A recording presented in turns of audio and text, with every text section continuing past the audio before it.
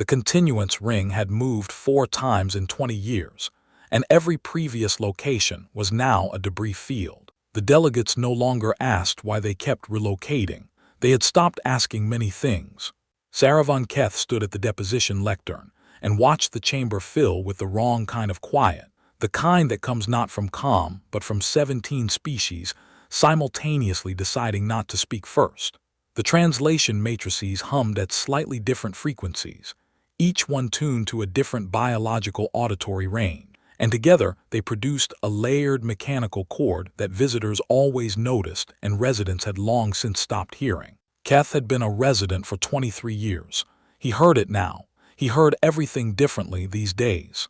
He had requested that his testimony be logged before the session began, not after. The council's administrative staff had found this unusual. Keth had not explained his reasoning. The reasoning was simple. He had watched the Etheric Dominion's fleet arbiter Drossa von Queleth take his seat at the delegates' table, and he had noticed the color. Queleth's skin was locked at amber gold, maximum confident display, the color a Etheric commander wore when the outcome of the room was already settled in his mind. It was the wrong color for what was about to happen in this room. Keth had seen this precise amber shade on Etheric faces before, in other sessions, in other chambers, before other votes. He recognized it the way an elder recognizes weather. He positioned himself so the council saw his right profile and began to speak. I was in that chamber for all of it. Every session, every vote, every silence. I will tell you what I saw. Stay close. I will not tell you what to do, Keth said, and his voice carried the particular flatness of someone who has rehearsed a sentence so many times it has worn smooth. I will only tell you what we did and what happened next. Nobody interrupted. This was itself unusual. The crystalline collective's delegate, a translucent figure whose resonant body produced a faint harmonic chime when relaxed, had gone entirely still.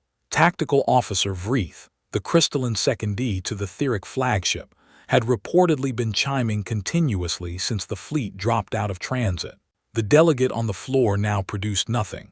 No chime. That kind of stillness in a crystalline meant the body had stopped finding any consensus at all to resonate toward. Queleth's amber skin did not change. He had the posture of someone attending a formality. The Vorath remnant, Keth continued, once spanned a quarter of the known galaxy. We were not a minor species making minor decisions. We had fleets. We had administrative structures reaching across 47 systems. We had a word for ourselves that meant, roughly, those who remain after everything else has ended. He paused. We were not wrong about that. We simply misunderstood what the ending referred to. The chamber was not the kind of place where speakers were interrupted. It was the kind of place where the interruptions came later in private, in transmissions that were never officially logged. Keth had learned this about deliberative bodies. The real conversation always happened in the corridors, and the corridors of the continuance ring smelled of recycled coolant and something else. Something that had no formal name but that Keth had come to think of as the scent of institutional fear. Thin and persistent, the way smoke clings to fabric long after the fire is out. We now occupy a single orbital station, he said. 40,000 of us remain. The species we wronged is still out there. They simply decided we were no longer worth the effort of finishing. He let that land for 3 full seconds before continuing. I want you to understand the difference between those two outcomes before you cast your votes. Fleetarbiter Queleth's amber skin still had not changed. Keth looked at it, and the membrane behind his left eye flickered once, rapidly. He turned slightly, presenting his right profile to the room. 50 years earlier, the continuance ring had been called something else. It had a formal designation then, a 17-syllable administrative title in galactic standard that nobody used, and it occupied a stable orbit around a minor transit hub in the middle rim. It smelled the same, recycled coolant, institutional fear. Keth had been younger, and the fear had been someone else's, and he had not yet learned to carry it in his own body. He had arrived as a junior diplomatic observer, the smallest possible rank that still granted floor access. The Vorath delegation had been 3 individuals at that time. Now it was 2. By the time Keth finished this deposition, he suspected it would effectively be 1, because Delegate Soveth had been coughing in a way that suggested something the medical bay kept declining to name directly.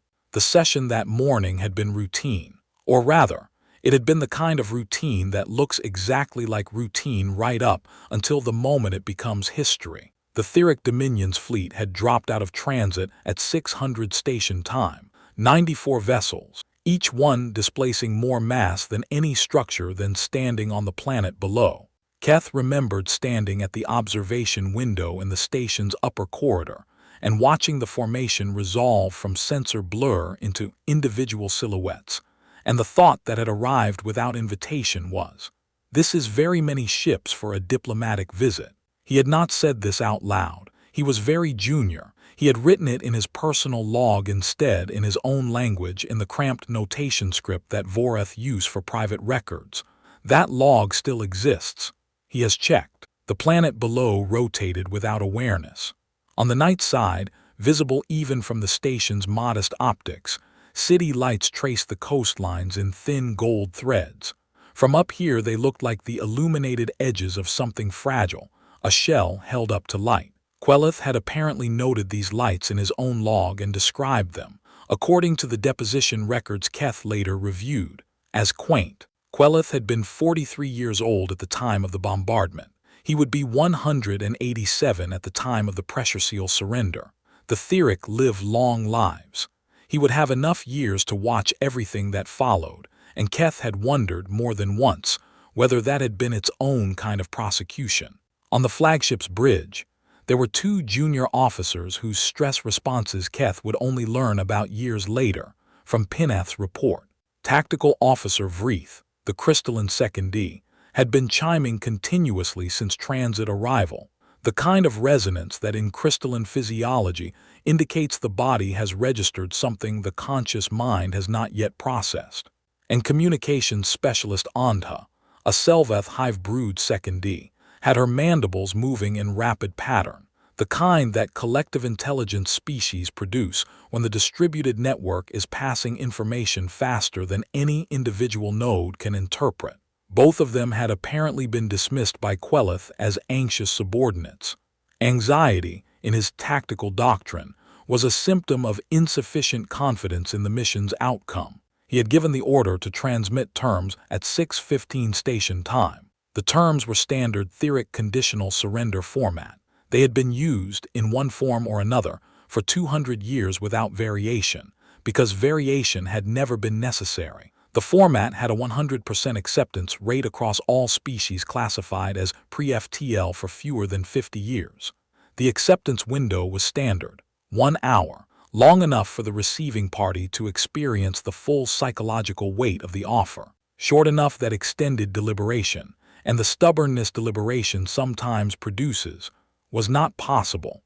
Quelith had described the 1-hour window in his flag log as a mercy. He had checked his pressure seal before transmitting. He always did. It was a habit so old it had stopped being conscious. The seal was a dense disk of compressed alloy, palm-sized, embossed with the Dominion crest on one face and the command lineage inscription on the other. 340 years of unbroken Theric authority, documented in a physical object small enough to carry in a closed hand. He ran one primary finger across the inscription, and then set it back on the console and opened the channel. Down in an underground logistics facility, approximately 200 kilometers from the nearest major coastal city, a man named Davin Salrin was checking a paper list. He was not a soldier. He was a district logistics coordinator, middle-aged, with ink on 3 of his fingers, and a habit of muttering numbers under his breath while he counted. His list had 847 names on it, everyone registered in his district, cross-checked against the facility's shelter capacity. He had been running the count since 5:30, when the station had first broadcast the fleet's arrival. He was on his 3rd count now. He kept getting 847. He was checking because he was afraid he had missed someone, not because he thought checking would change anything about the ships in orbit. His daughter Neva was 11 years old and asleep in a cot in the corridor outside his office. She had her school bag with her because he had told her to bring it. He had told everyone to bring whatever they could carry. He had written this in a notice that he had posted on every shelter door, in handwriting that people later described as very calm for a man who must have known. He finished the third count, 847. He added 3 names he had almost missed, a family who had registered late, their entry squeezed into the bottom margin in someone else's handwriting. He wrote them carefully on a fresh line, making sure each character was legible. Then he set the list down and looked at the ceiling for a moment, the way people do when they are about to do something they cannot undo. The terms had been transmitted. The hour had started. In the Voreth archive, accumulated over centuries, stored on the remnant station in formats that had been migrated through 11 different data standards. There was an audio file that had sat uncatalogued for longer than most current species had maintained written records.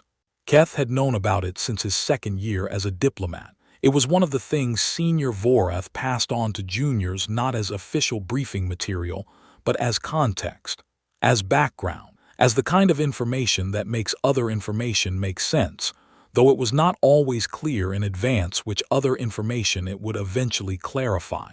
The file was 4 words long, or rather, it contained a 4-word phrase, spoken in a human dialect, recorded at the end of a conflict the Voreth had been party to centuries before living memory. The xenolinguistics database had a partial annotation, the phonetic transcription, the approximate date, the species of origin. What it did not have was a full translation. Archivists had flagged it 3 times over the decades for a more thorough analysis. Each time the request had been deprioritized. It did not seem urgent. It sounded like someone reading a name aloud, unhurried, almost ceremonial. Nobody had thought it was important enough to finish. The hour passed. The human answer arrived at exactly the 60-minute mark. Queleth noted the precision and filed it as a cultural affectation. Some species performed punctuality as a form of dignity. He had encountered this before. It changed nothing about the calculus.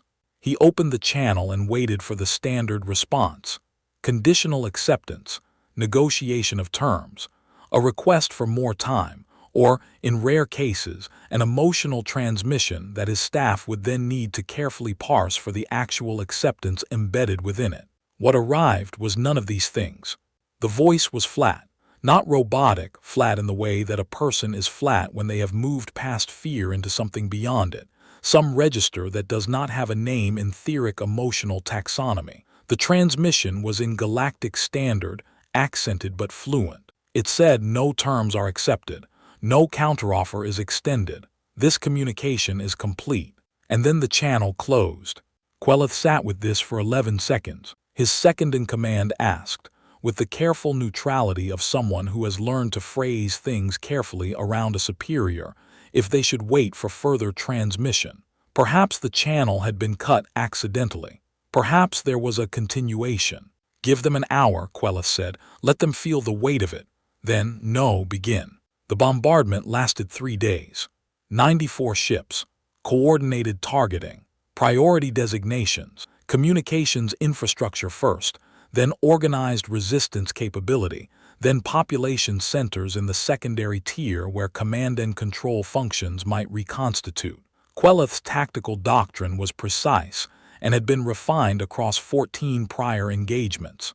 Maximum disruption, minimum duration, outcome achieved before any external party could formally object. 212 million people. Keth learned the number 3 weeks later from a crystalline collective demographic report. He wrote it down in his notation script. He did not know what else to do with it. The report was clinical.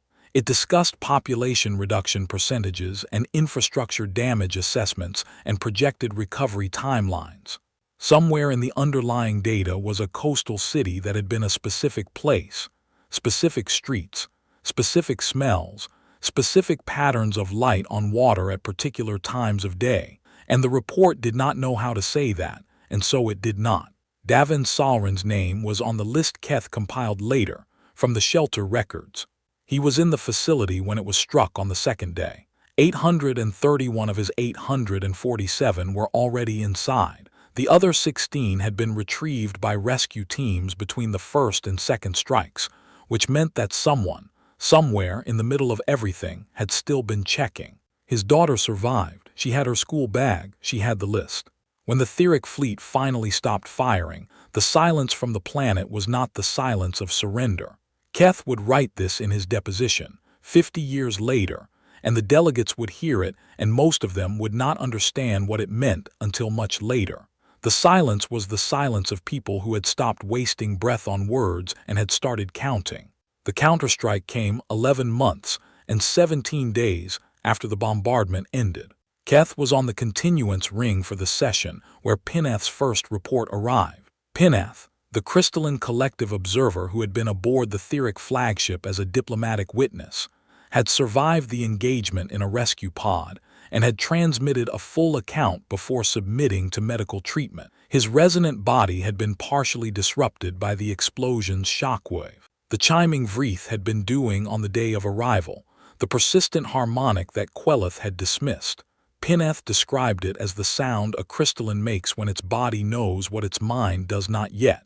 He had been chiming too by the end, and had not noticed until afterward. The report described a single human vessel emerging from the debris field north of what had been the planet's largest coastal city. Crude, asymmetrical, assembled by Pineth's analysis from components of at least 3 distinct species salvaged hardware, pieces of a Selvath cargo hauler, a etheric pattern shield modulator of unknown acquisition, and a human-built propulsion core that Pineth noted was, and he used the word carefully, not unsophisticated. The vessel had transmitted on open channel before doing anything else.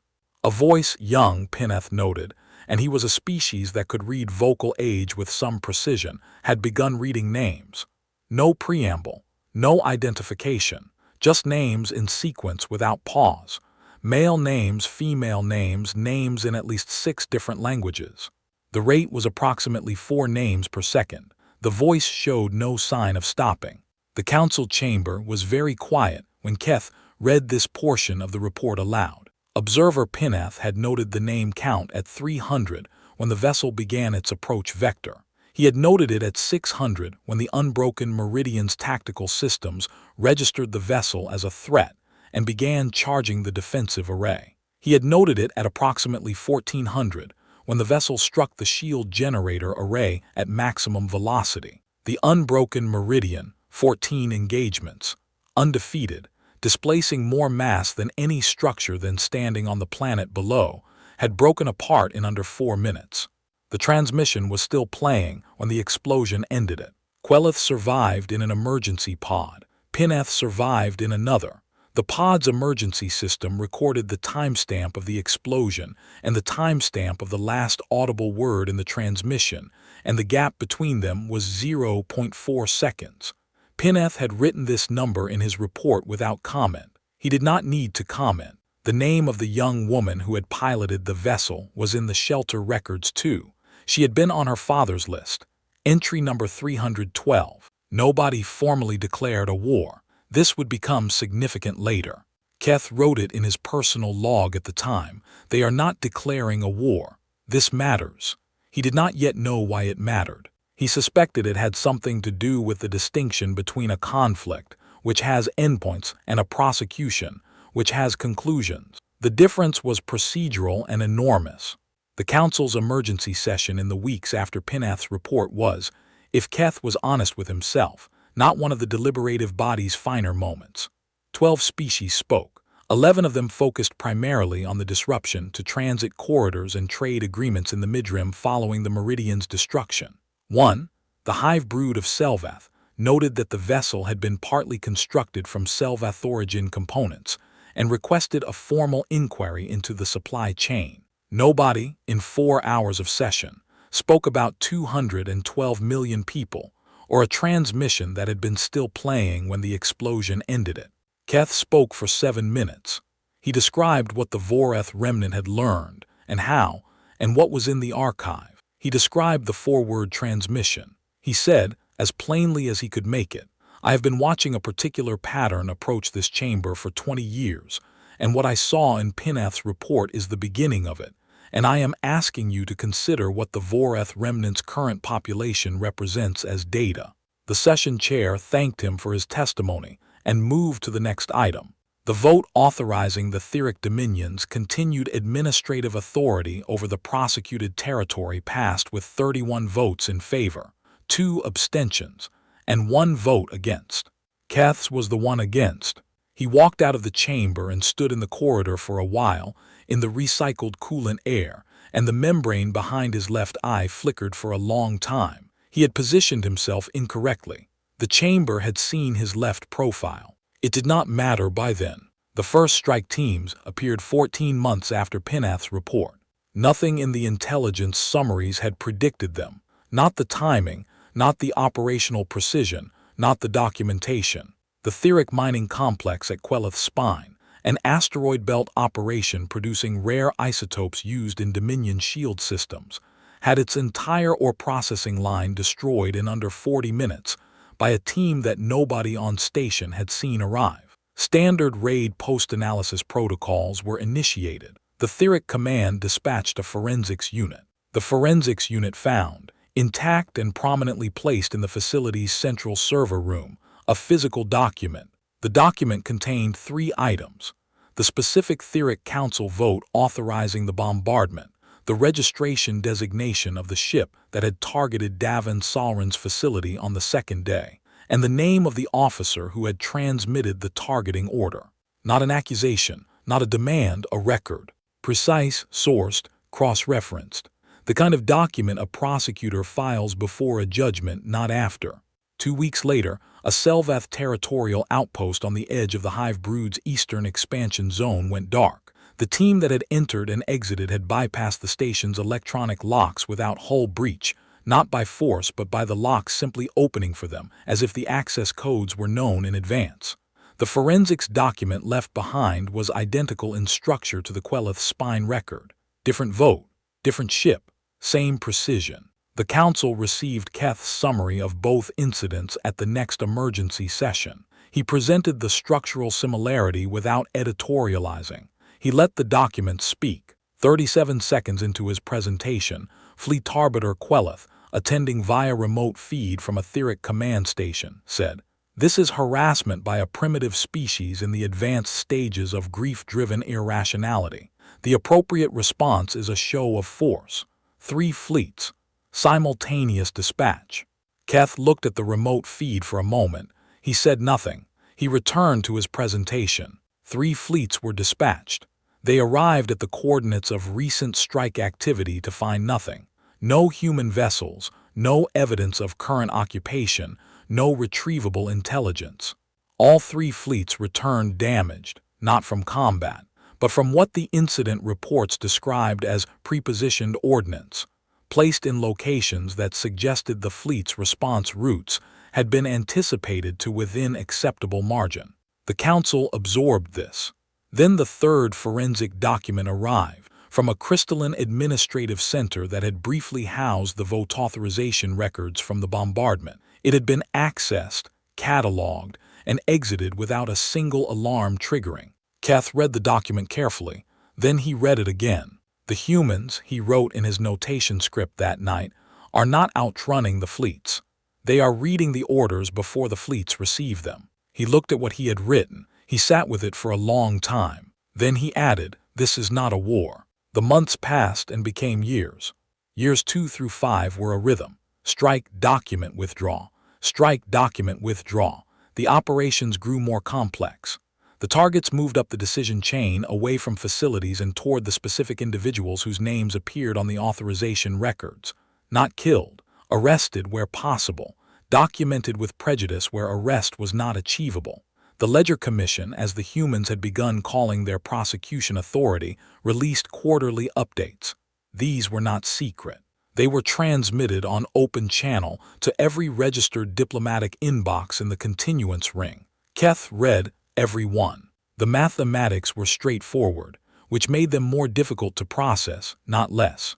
By year 3, 47 installation-level targets had been resolved. By year 5, the number was 211, covering 7 species, and the Commission's updates had begun, including a new section Keth first noticed in the year 4 quarterly. Targets outstanding, cross-referenced by species, with a column marked accountability status.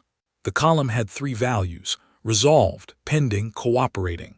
The cooperating category had been empty in year 1. By year 5, it had 43 entries, all of them species who had voted yes in the original authorization and who had, without being formally approached, submitted detailed records of their command structure and decision chain to the Commission, unprompted, proactively, because someone on their diplomatic staff had done the arithmetic. Keth noted, in the session where this trend was first formally presented, that nobody in the chamber laughed. 14 months earlier, there had been laughter in this room. Nervous, dismissive laughter, the kind that intelligent people produce when confronted with information that disrupts their working model of the world, and they have not yet decided to revise the model.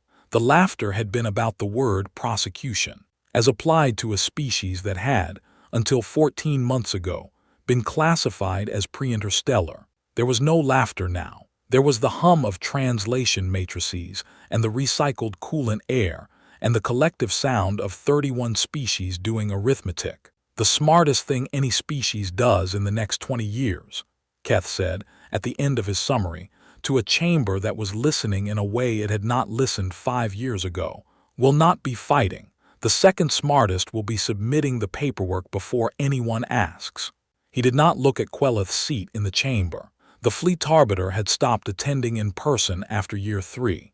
Outside the ring, across the midrim, across the debris field north of what had been a coastal city that had had specific streets and specific light on specific water at specific times of day, the Terran Reckoning Fleet continued its work. Strike teams, documents, quarterly updates transmitted to every diplomatic inbox on open channel. The forward transmission sat in the Voreth archive, still untranslated, still described by archivists as someone reading a name aloud. Saravan Keth returned to his quarters each night and wrote in his notation script, and looked at what he had written and thought about a man counting names in an underground facility, and a girl with a school bag in a corridor, and whether either of those things, held in one elder's memory, constituted anything adequate to the weight they carried. He had not yet found an answer. He suspected the answer lived somewhere on the other side of whatever was coming. The rehabilitation facility on Neutral Station Orvith 7 had no windows facing the transit lanes. This was deliberate. The station's designers had understood, when they built the long-term medical wing, that patients who watched transit traffic tended to track it, and patients who tracked it tended to count, and some of them were counting for reasons that were not medically advisable. So the windows faced inward, toward a garden courtyard that nobody maintained particularly well, with a small water feature that recycled the same volume through the same pipes and produced the same sound at intervals so regular that residents stopped registering it within a week. Fleet Arbiter Drosivan Queleth had been a resident for 6 years. His room had a wall-mounted screen. He had never requested it be removed. He watched the council session feeds, all of them, every emergency session, every formal vote, every deposition that was entered into the public record. His attending physician had suggested, at the 18-month mark, that this habit might not be serving his recovery. Queleth had looked at the physician for a long moment and said nothing. The physician had noted in the file that the patient showed no responsiveness to the recommendation and had not raised it again. On the screen this morning, Elder Witness Saravan Keth was speaking. Not current-day Keth, this was archive footage, 20 years old from the session that had occurred in the weeks after Pineth's report. Queleth had watched this particular recording 11 times. He knew Keth's cadence by now, the way the old Voreth sentences moved, the precise spacing of his pauses. He had also, in recent months, been watching himself in the same footage. The remote feed cutaway to the Theric delegation, amber skin, full confident display, 11 seconds of processing followed by the order to dispatch 3 fleets. His own skin, reflected in the darkened edge of the screen, was gray-beige. The amber receptors had failed gradually, not all at once. He had noticed it first in year 8, when a technician pointed out that his stress color had been running at a single flat tone for 3 sessions and asked whether he required medical attention. He had said no. By year 12, the amber was gone entirely. The chromatophores burned through. the way a lamp filament goes when held at maximum brightness for too long without relief. The gray-beige was not a color he had chosen. It was what remained. On the screen, Archive Keth said, "I will not tell you what to do. I will only tell you what we did and what happened next." Queleth's primary hands rested flat on the blanket. He watched. Year 20 arrived in the continuance ring the way most reckoning does, with paperwork. President Xylaven of the Crystalline Collective had convened the intelligence summary session in the third week of the 20th year post-bombardment. Keth attended. He always attended. He had attended every session for 20 years, watching the composition of the chamber change. Species that had sent full delegations in year 1 now sending single observers. Species that had been secondary players in mid-rim governance now speaking with the careful weight of those who understand they are being watched carefully in return. Xylaven's crystalline form was still at the lectern, no resonant harmonics. The stillness of a body that had found a very specific frequency and locked onto it, not calm, but calibrated. She had been collective president for 9 years. Keth had watched her rise through the administrative structure and had noted, with the weary precision of someone who has been taking notes for a long time, that she was considerably smarter than her predecessors in one specific way. She did not confuse current capability with trajectory. The intelligence summary was 47 pages. Keth had read it before the session. He suspected most delegates had read it.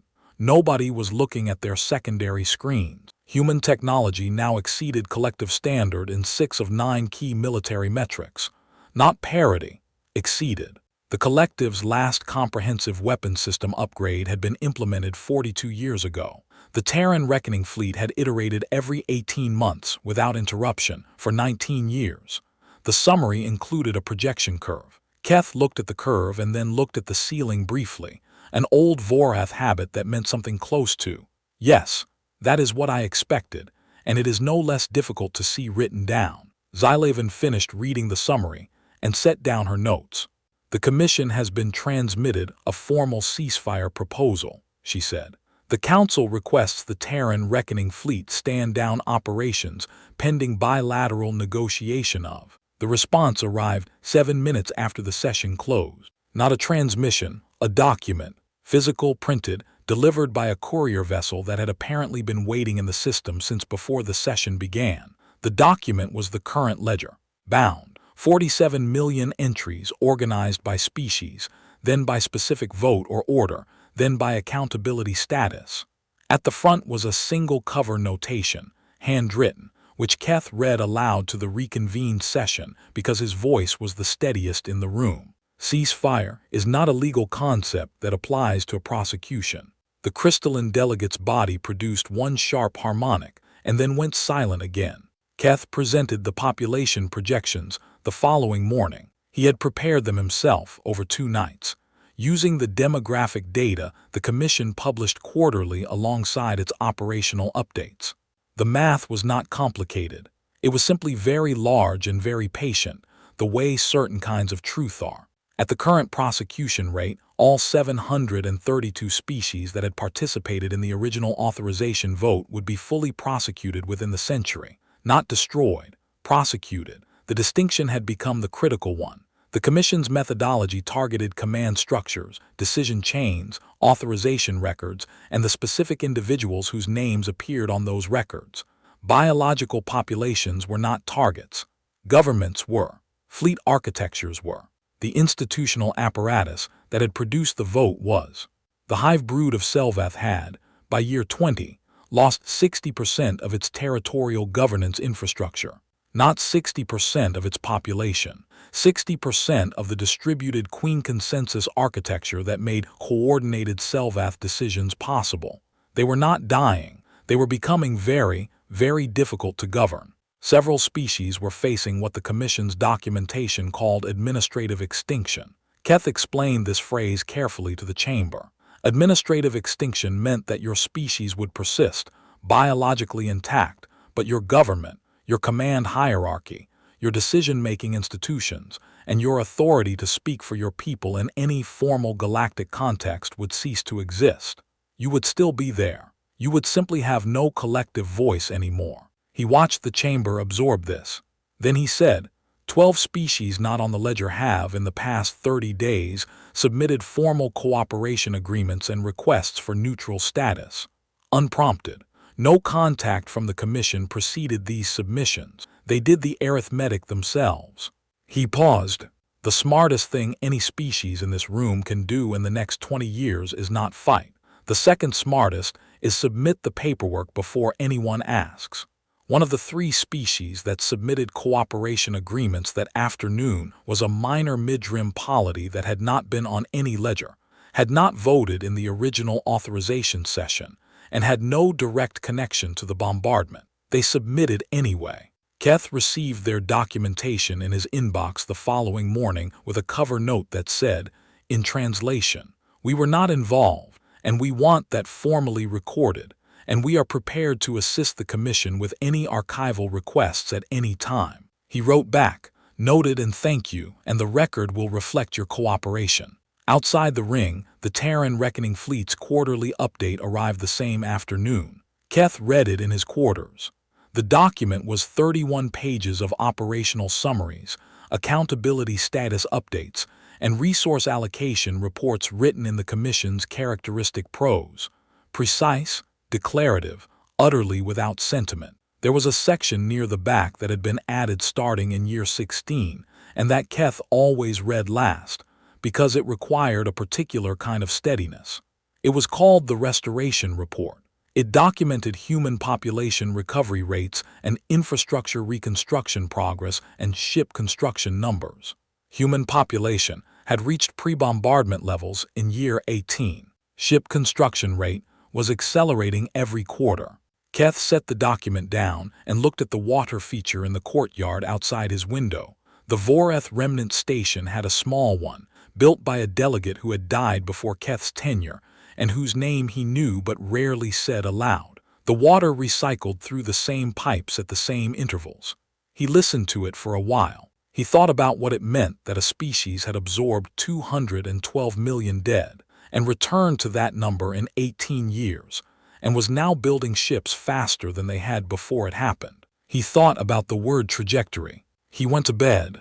On Neutral Station Orvith 7, in the rehabilitation wing with no windows facing the transit lanes, Queleth watched the archive feed conclude and sat in the gray-beige quiet of his room. His circulatory system had been flagged for monitoring since year 14. The support frame he used now was not visible on the council feed. They had never updated his delegate profile image, so the chamber still showed him as he had been at 43, amber, upright, arms moving with the fluid authority of someone who has never been wrong in a way that cost him anything he cared about keeping. He reached for the pressure seal.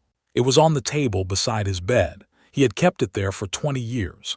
Not as a trophy, he was not the kind of person trophies were for, and anyway there was nothing to commemorate. He kept it because it was the correct place for it to be. It was his. It had been his family's.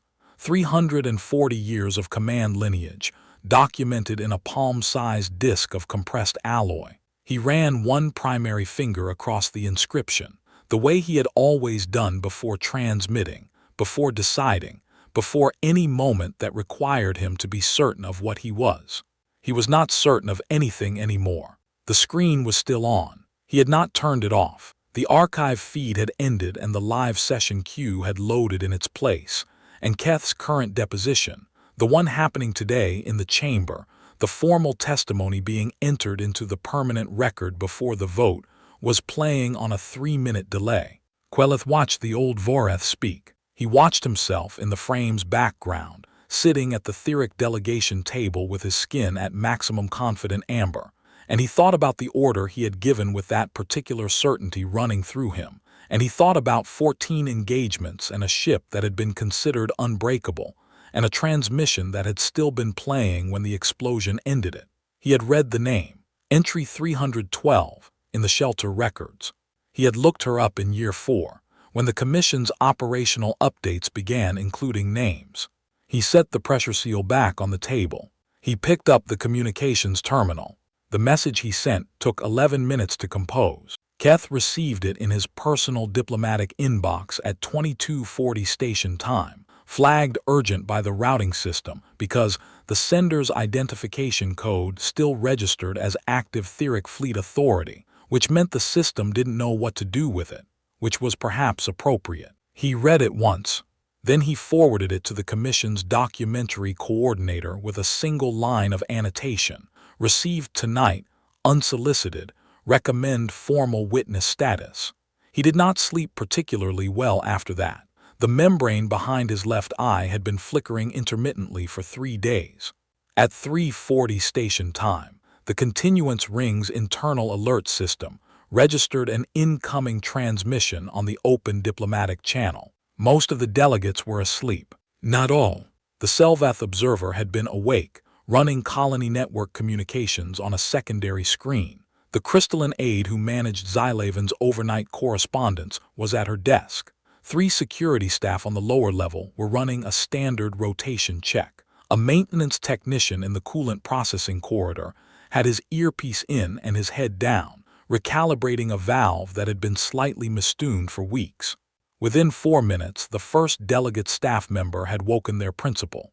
Within 9 minutes, 6 delegation suites had lights on. Within 11 minutes, every screen on the continuance ring, the session chamber monitors, the corridor displays, the cafeteria feed, the secondary screens in every delegation office, was carrying the same transmission. Fleetarbiter Drossavan Queleth, age 187, seated in a medical support frame that was not visible in the transmission framing, because he had spent 11 minutes composing the message, and at least 2 of those minutes had been spent adjusting the angle so the frame did not appear on screen. He was speaking in Etheric Prime dialect. No translation requested.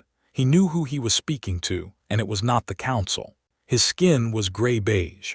Not threatening, not diminished. Simply the color of someone who has been at maximum brightness for too long and has come through the other side of it into something quieter and more permanent. He was not reading from prepared notes. He spoke the way very old creatures speak, when they have had long enough to find the exact words, and have stopped caring whether the words are impressive. He said, in Etheric, "I give this to the Ledger Commission. I ask that it be recorded that the Dominion accepts full accountability for its role in the bombardment of the human home world." He reached forward. On the table in front of him, the pressure-sealed dense, palm-sized, embossed with 340 years of unbroken command lineage, sat under the transmission lighting. He said, "I ask that the names of the dead be added to our official record of acts committed under Etheric authority." He placed both primary hands flat on the table. Then he slid the pressure seal forward. A human officer stood beside the table.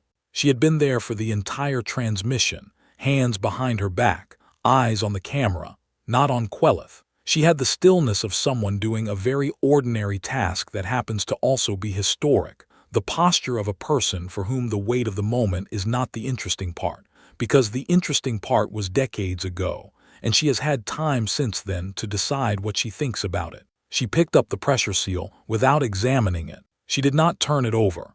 She did not look at the inscription. She placed it directly into the documentation case beside her and closed the latch with the particular flat sound of compressed alloy meeting foam-lined interior, and the latch catching, and the thing being done. Queleth sat back. On every screen across the continuance ring, in 17 simultaneous translation matrices, across every delegation suite and observation corridor, and staff canteen and maintenance corridor, where a technician had stopped recalibrating a valve to watch the screen, the sound that followed was the same. Nothing. Complete nothing. 17 translation systems active, all channels open, nothing running through any of them. Not silence in the way that empty rooms are silent. Silence in the way that a held breath is silent, the sound of every present being simultaneously in the state just before a response, with no response yet formed. Then the forward transmission began. Nobody had called for it. The Voreth archive file had been sitting in the Commission's documentary database since year 3, when Keth had formally submitted it as contextual evidence. The file had a timestamp, a source annotation, a phonetic transcription. It had never been officially translated. It did not open now because anyone pressed a key. It opened the way things open when the moment they have always been waiting for finally arrives. The audio was clean, old recording but clean. The Voreth archive systems had maintained it carefully. The voice was unhurried, not theatrical, the cadence of someone reading from a list, or perhaps reading a name aloud in the particular register of someone for whom this is not an announcement but a notation. Something being entered into a permanent record. 4 words. The same 4 words that had been sitting in a xenolinguistics database for decades, unflagged, underprioritized, described by archivists as someone reading a name aloud and filed accordingly. The translation matrices, all 17 of them, processed for 1.3 seconds. Then they rendered the phrase into every language simultaneously, and the continuance ring understood, for the first time, every syllable. In Saravan Keth's private terminal feed, the timestamp read 3:51. He had been awake. He was always awake for things like this. The membrane behind his left eye had gone still. He sat with that stillness for a long time, watching Queleth on the screen, watching the human officer with the documentation case, watching the 17 translation matrices return to their idle hum. Somewhere in the Commission's database, 43 species had cooperation agreements on file, and the word the Commission had used for their status in the most recent quarterly report was accountability transferred. Not resolved, transferred. The distinction was procedural, and Keth was old enough to understand precisely what procedural distinctions cost and what they preserved, and he had not yet decided whether this particular one was mercy or arithmetic or both. He turned off the screen. He sat in the dark with the recycled coolant air and the distant hum of the ring systems, and he thought about 43 species who were waiting, and the word transferred, and whether the ledger being nearly closed was the same thing as the ledger being closed. He did not have an answer yet. Captain Neva Salrin received the confirmation from her communications officer at 3:51 station time, while reviewing ledger entries in her operational quarters aboard the Reckoning Fleet's primary administrative vessel.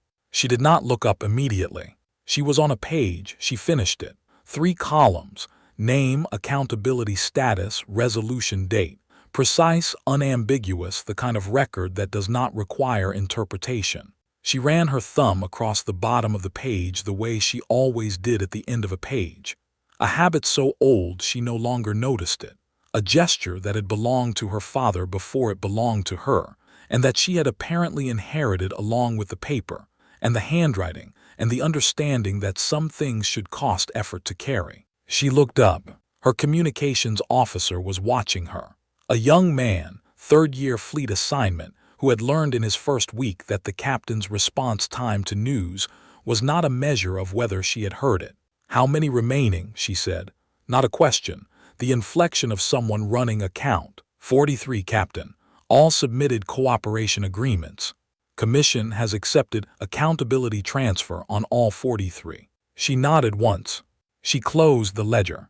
The ledger was small, older than her fleet rank, older than her commission, older than most of the ships currently registered under Terran authority. The cover was water-stained, not from any incident during her captaincy, but from a long time before that, from a facility 200 kilometers from a coastal city, where someone had kept it in a pocket through 3 days that produced a great deal of condensation on surfaces that were not meant to be exposed to the outside air. The stain had set long ago. It was not going anywhere. She set it on the desk. She did not open it again that night.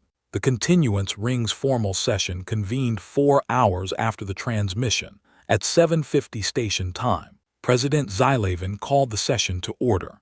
Her crystalline form produced no harmonics, no stress chiming. The total stillness she had worn into the session, the same calibrated frequency Keth had watched her develop over 9 years of presidency, was something different now. Not calculation, not management, the stillness of a body that has arrived somewhere and stopped moving because there is no further to go in that direction.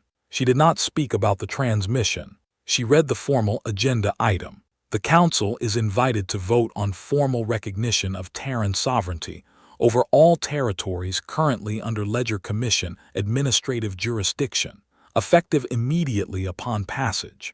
She did not ask for discussion. The vote ran in 2 minutes and 47 seconds. 3 species voted first, their delegate indicators lighting before the session chair had finished opening the floor. All 3 were species whose home worlds appeared in the ledger. They voted yes without hesitation, with the specific quickness of beings for whom this vote had been prepared and waiting for a long time. Then the rest followed, one by one. Yes, yes, yes. No abstentions, no procedural challenges, no requests for clarification on territorial boundaries, or administrative transition periods, or any of the 17 other delaying mechanisms available under Council rules. Unanimous. Every species, with a delegate present, voted yes. The session chair recorded the result. Xylaven thanked the delegates for their attendance. She closed the session in the standard form. Nobody cheered. Nobody spoke in the corridors afterward, not loudly. The maintenance technician in the coolant corridor had gone back to recalibrating his valve, but his hands were slightly slower than before, and he kept stopping for a few seconds at intervals that had nothing to do with the valve. The final audit of the Ledger Commission ran for 6 weeks after the vote. 47,892,441 targets from the original prosecuted list. Confirmed resolve. The number was in the Commission's closing report, listed in the first line of the executive summary, without preamble. Keth read it 3 times. Each time he read it, he thought about a different thing. The first time he thought about the number. The second time he thought about what it had taken to build the infrastructure to hold that number. The third time he thought about Davin Salrin counting 847 names in an underground facility, and whether the man had had any sense, in those last minutes, of what he was actually beginning. The 43 cooperation cases were notated as accountability transferred to species-level reparations process. This was not mercy. Keth had thought, initially, that it might be mercy, and then he had read the reparations framework the Commission had attached to the notations, and he had understood that mercy was not the right word. The framework was detailed, patient, and would run for approximately 60 years. It had checkpoints. It had verification protocols. It had a documentation requirement for each checkpoint that made the original quarterly commission updates look informal. It was, he thought, the most expensive thing any of the 43 species would ever do. It was also the cheapest outcome available to them. 3 months after the council vote, the first Terran administrative teams arrived at the newly registered systems. They did not replace local governance structures where functional ones remained. They installed one thing: a public record terminal placed in the largest accessible public space in every major settlement on every administered world. Every species, every language, every population that had been governed by a species whose name appeared in the Commission's records. The terminal displayed the full ledger, name by name, ship by ship, vote by vote. The header was a single line, unformatted, in clean standard text across every language. This is what happened. It is not classified. It will not be revised. The terminals were not locked. They were not guarded. They could be approached by anyone, at any hour, and the record would display without restriction. Within a year, 12 species that had never appeared in the ledger, species with no connection to the bombardment vote, no administrative relationship to any prosecuted territory, no formal obligation of any kind, submitted formal requests to the Commission for permission to install the terminals voluntarily, on their own worlds, in their own public spaces. The Commission approved all 12 requests. The terminals were installed in the same form, same header, same record, same clean standard text that did not editorialize and did not ask anything of the reader except to read. Saravan Keth received General Harroven's transmission at 14:20 station time, 41 days after the council vote. He had been expecting something, eventually, though he had not known what form it would take or whether it would come at all. He had, in the particular way of very old beings, prepared himself for the possibility that it would not come, and then had also prepared himself more quietly for the possibility that it would. The transmission was 94 seconds long. General Harroven had a voice like the Commission's documents, declarative, precise, no flourish. Keth had read her operational summaries for 18 years but had never heard her speak. The voice matched the documents exactly. She said, "Elder Keth, we know you attempted to prevent this. We have the transcripts from the first session and from every session after it for 50 years. Your people will not be touched. That was determined before the first strike team deployed. We wanted you to know that we heard you." A pause, not for effect, the pause of someone choosing the exact word. We simply could not stop for the hearing until the work was done. The transmission ended. Keth sat in front of the darkened screen for a long time. The room was quiet. The remnant station's water feature cycled through its loop outside, the same sound at the same interval it had made since before he could remember, maintained now by a staff of 6, because there were not enough Voreth left to maintain much more than that. He did not position himself for his right profile. There was no one left in the room to perform composure for. The membrane behind his left eye flickered rapidly, and he let it. He thought about 50 years of sessions. He thought about the first one, the amber skin, the recycled coolant, the vote that passed with 31 in favor. He thought about all the corridors he had walked in the ring after sessions that had not gone the way they should have gone, and the notation script entries he had written each night, and the question he had never been able to answer, whether one elder's memory of a man counting names constituted anything adequate to the weight it was being asked to carry. He thought he had an answer now. He thought the answer was. It was not adequate, and it was not nothing, and sometimes those are the only two options available, and you carry the weight anyway because the alternative is setting it down, and setting it down is the thing the 31 who voted yes had done, and he had watched for 50 years what that cost. He sat with this for a while longer. Then he turned off the screen and went to the window. The night the Ledger Commission formally disbanded, Captain Neva Salrin played the forward transmission alone in her quarters. She had heard it many times. She had been in the room when it opened over the Continuance Rings channel, and she had heard the Commission's archival team play it during the closing documentation process. And she had heard it twice in formal memorial contexts that she had attended, because attendance was appropriate, and she was someone who did what was appropriate. This time she played it because she wanted to. She sat at her desk with the audio file open and the room quiet and listened to the voice, old recording, clean, unhurried, the cadence of someone for whom this was a notation rather than a declaration. 4 words. The same 4 words that had been in a xenolinguistics database for decades, unflagged, described by archivists as someone reading a name aloud. She understood now why the Voreth had never explained it. You could not explain it. Not because it was untranslatable. The Commission's linguists had rendered it in 47 languages, and every rendering was correct, and none of them were sufficient. You could not explain it because it was not a message. It was a fact about a particular kind of being, stated plainly, offered to anyone who had enough patience to listen before it became relevant. The Voreth had listened. They had retreated and never come back. And 40,000 of them were still here to watch the rest of the galaxy learn what the Voreth had already paid to understand. She closed the audio file. She picked up the ledger from the desk, the water-stained cover, the handwriting inside that was partly her father's and partly hers, and partly the accumulated notation of 28 years of a particular kind of work. 312 names, written by hand, the ones she had memorized before the digital archives were built.